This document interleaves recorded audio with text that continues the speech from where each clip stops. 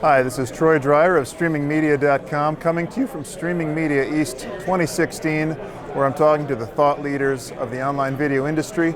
I'm joined today by Brian Selander, Executive Vice President of Whistle Sports. Great to be here, Troy.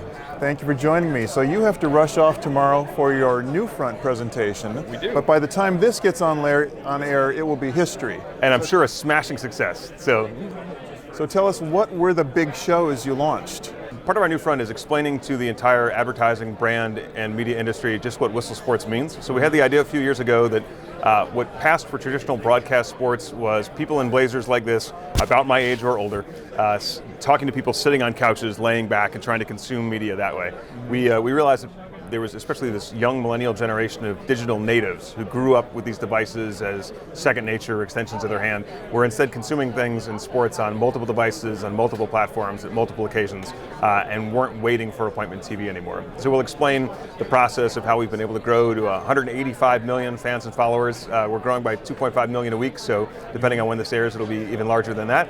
And we'll have shows that feature pro athletes, shows that feature incredible YouTube creators and digital content creators, shows that travel the world, and shows that focus on e-gaming actually too, which is the fastest growing trend in sports. Mm-hmm. Yeah, what I love about Whistle Sports is you're not all about the traditional sports. No, not at all. We think that sports, we do focus on what happens in the stadium or in the arena, but sports happens billions of times a day,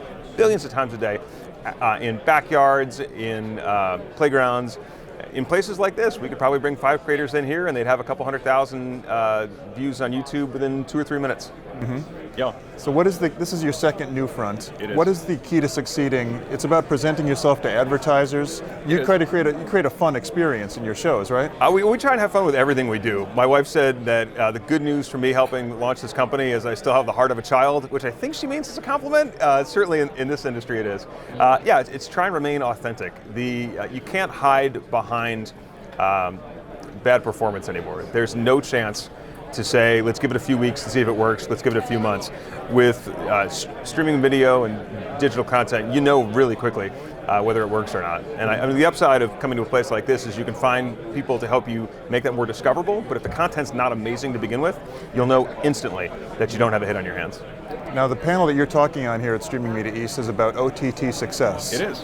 Give us a few pointers. What have you learned? How do you succeed with streaming audiences? Sure, well, I think streaming is actually a great phrase. So I think I began my career as a journalist years and years and years ago. And I thought back then people would go to various media outlets as if they were pools or lakes, and they'd fish for a story. You'd go to the Wall Street Journal and you'd say, I'm going to pull up that story from today. These days, people stand in this massive rushing river of data called your Facebook stream or your Twitter stream or your Snapchat feed, and it just comes at you so quickly. And if you don't have compelling stories, regardless of where that story starts, regardless of which lake that story starts, by the time it hits the information stream, you're just not going to be found. So it's ways to be compelling and interesting, but you also have to resist that clickbait approach, because you need to know, digital generation especially, particularly savvy, it's saying, I clicked on that once and it tasted terrible, right? Like I found that fish, it was that particular kind of fish, and it turned out it tasted terrible, I'm never going to catch that again. You have to maintain high standards in what you deliver.